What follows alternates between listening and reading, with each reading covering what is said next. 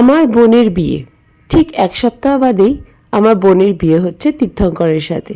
তাই ওদেরকে আমি, ধীমান, আমার শাশুড়ি মা এবং শ্বশুরমশাই মিলে আইবুড়ো ভাত দিলাম। সযত্নে বাজার করে এনেছে ধীমান আর শ্বশুরমশাই, আর তাকে রান্না করে পরিবেশন করার দায়িত্বে ছিলাম আমি আর শাশুড়ি মা। আশীর্বাদ পর্ব সেরে ওদেরকে গুছিয়ে খেতে দেওয়া হয়েছে। আমার বোনের ইচ্ছা যে বিয়ের আগের আইবুড়ো ভাত তো মা বাবার কাছে নিয়ম মতো খেতেই হয়, আর ঠিক আগের আইবুড়ো ভাতটা ও আমার কাছেই খাবে।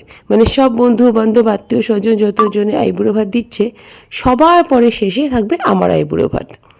ওর ইচ্ছা মতো ঠিক সেরকমই ব্যবস্থা করা।